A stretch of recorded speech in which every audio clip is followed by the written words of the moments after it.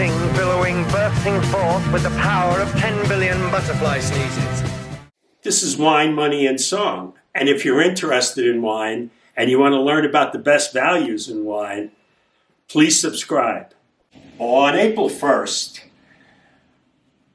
I had an episode where I blew up the 100-point scoring system. Now, that was very tongue-in-cheek, a little bit of satire on my part. Hopefully, the viewers kind of caught on that I was trying to bring a little levity and also a little cutting edge to my thoughts on wine scoring. And the problem I have with wine scoring is whenever I'm in stores or I'm in a supermarket and I see people shopping for wines, I see them going online and I see them looking at the points, and they just go by the points. They don't know anything about the wines. And I have a problem with people saying that a wine's perfect. And nothing is perfect. Everything is imperfect. If things were perfect, there'd be no goals to be met. There would, it ends everything perfection. Perfection does not exist. And anyone who tells you that, they're living in their own world. Now, you can love a wine, you can think it's excellent, you can think it's great in comparison to other vintages and other wines, but nothing is perfect. Now, if you want to pursue perfection, that can be something that's a very good goal, which you'll never, ever achieve.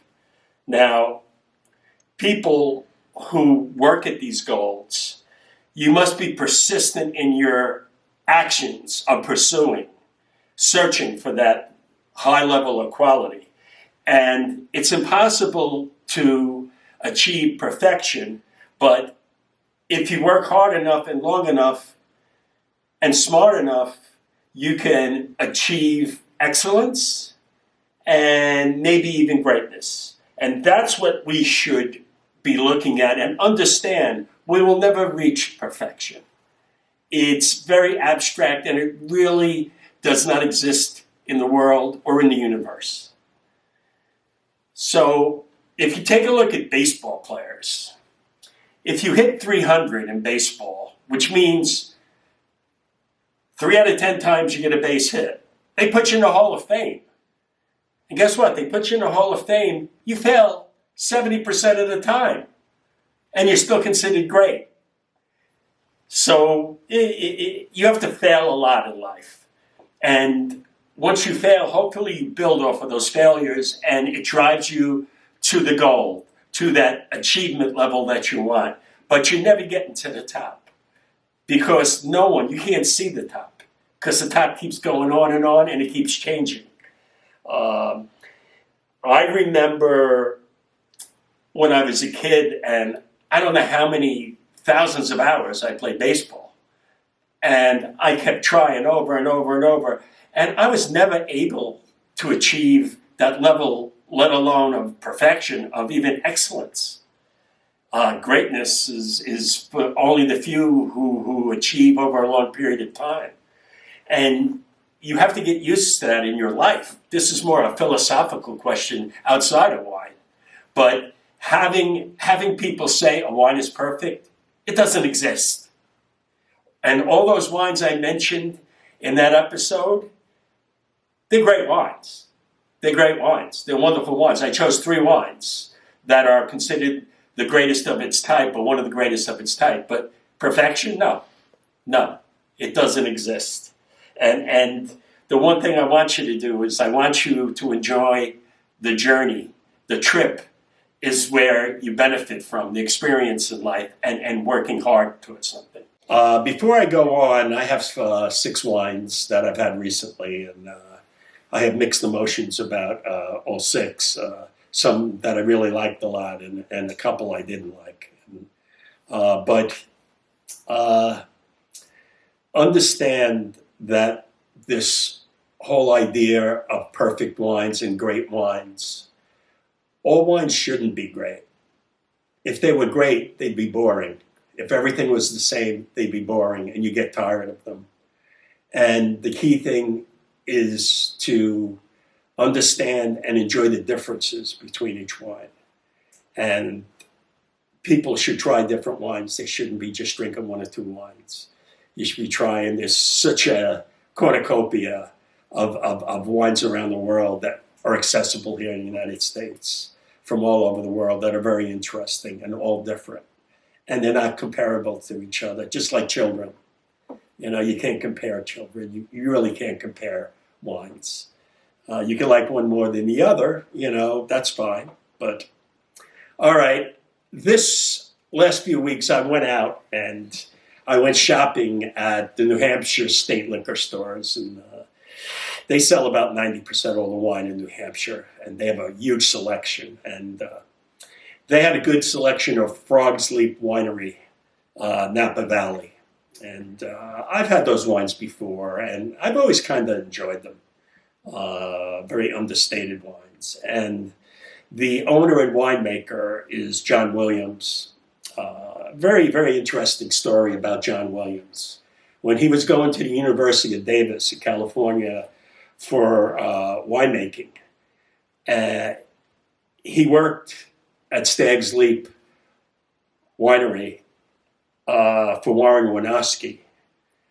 And he was the only employee when the 1973 Stag's Leap Winery won the best Cabernet at the Judgment of Paris in 1976. He was the only employee, John Williams. So that's a way to start out your career. And that wine changed the trajectory of California wines in the future. They took off from that judgment. The Chateau Montelena 73 Chardonnay and the Stag's Leap Winery 73 propelled it. And the 74 Stag's Leap Cabernet was a great wine too. And I remember when I drank that wine, I says, wow, that's a phenomenal wine. And I didn't think anything of it. It was under $10. It was sensational, beautifully made. So that's where he got started. And what makes Frog's Leap Winery different, and John Williams especially standing out, is they've been using organic principles for over 25 years. They're in a very biodiverse winery setting where they have all sorts of cover plants. They have mustard. They have chickens roosting. They have sheep. It's very biodiverse. And he was there a long time ago before it became cool to be organic and to be natural. And the one thing that John Williams believes in is he believes in balance and restraint and respect for the terroir of the wines. And he tries to make very elegant, balanced wines. And I think he has done that over his history. Now, his wines are never flashy, never over the top. They're always balanced and well kept. Now, I tried three wines in the last few weeks. The first wine was the Chardonnay Shale and Stone, the 2020 vintage. And the wine is barrel fermented quickly, and it's left on the skin sur lie for a protracted period of time to get more complexity out of the wine. Then it's put in stainless steel, where it keeps the freshness and the fruitiness. And it's in the Truchard vineyard, and it's always been from the Truchard vineyard, which is in Carneros, a cooler area. And the wine is very clean, very balanced. It's not heavy. You can't even detect the wood. It's steely. It's refreshing. And for the 2020 year, which was challenging because of the fires, they were in a rush to get their crop in, and they were able to get it in unharmed by the smoke. And the wine is excellent. I'm not a lover of Chardonnay, especially California Chardonnay. I like a handful of Chardonnays. I like Stony Hill. I like Mayacamas. I'm trying to think. There's a few others, but I'm going to put this one on my list too. Very enjoyable. The next one I tried from them is the Zinfandel, Napa Valley, and it's 2018 vintage, and it's a field blend. It has a little bit Petit Syrah and Carignan. And the alcohol is always well managed here with the Zinfandel. And if you've had Zinfandels from California, they're hitting 15%. They're alcoholic, they're porty, they're over the top. This wine you could drink with a meal. It's so balanced. The fruit is gentle and just enjoyable to drink. And going over the top and having these massively structured Zinfandels, that's not for me. Very enjoyable Zinfandel. And the last wine was the 2009 Merlot. Now, as I said, California really is not known for Merlot. There's very few. I know formerly I had said the Mayacamas is very good, which I like a lot. And Ridge makes, from Peroni Vineyard, makes very good Merlot, and their estate Merlot from Ridge is very good. And I'm trying to think, there's one or two others I like, but this Merlot is so elegant and very plummy fruit, soft, not overly tannic, and it's the 2019, it's drinking nice now. It's delicious. Now, these wines, his Cabernets run about 50 to 60, the estate bottling, but these wines start about 25 and they go to maybe 40. And if you're looking for something special for Sunday dinner, look at Frog's Leap Winery. And it's called Frog's Leap because originally where the vineyard was, they had a frog farm.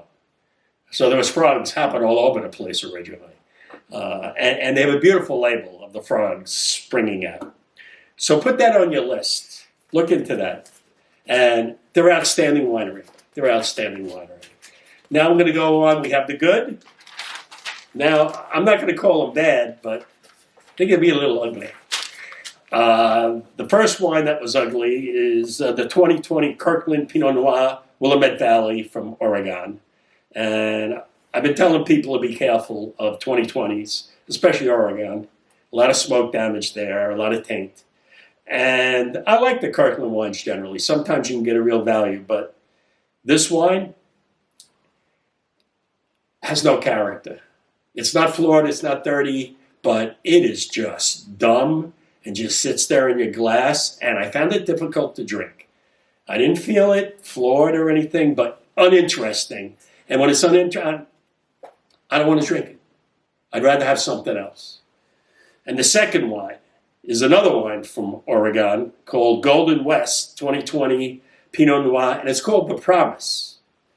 Now, if the promise was to have an outstanding Pinot Noir and that it was going to be nice and enjoyable Oregon Pinot Noir, they broke their promise.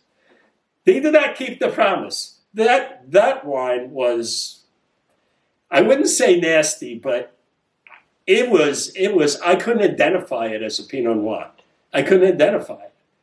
And the most important thing to me when I drink a wine, it should be characteristic of its grape type and its appellation, its area where it comes from. And this wine, you could have served it to me blind. I wouldn't have identified it as a Pinot Noir, and I wouldn't have identified it as an Oregon Pinot Noir. So, no good. It wasn't flawed, but just very uninteresting and blah. The last wine, I'm going to finish on a high note, is the 2021 Dry Creek Chenin Blanc.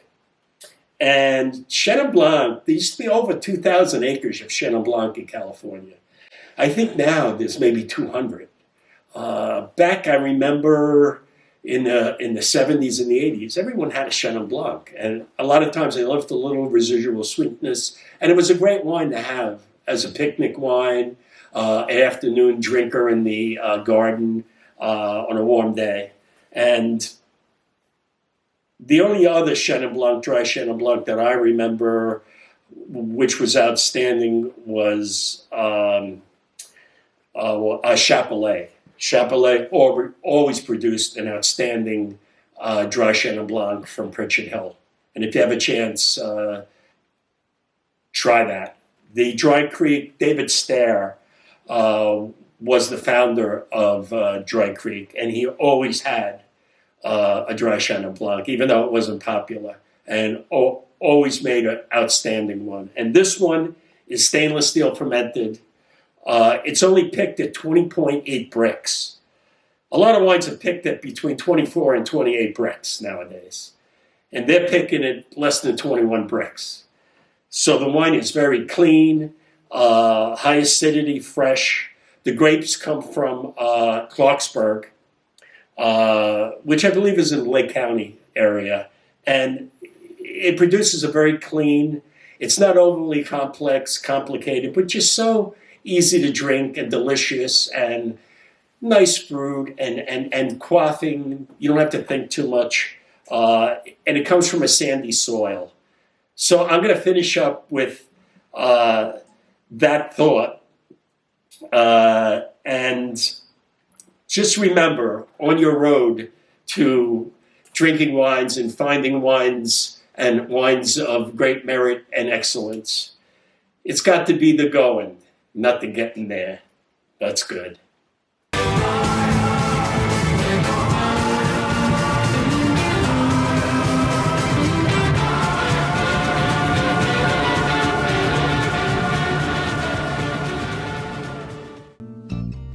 Got to be the going, not the getting there. That's good.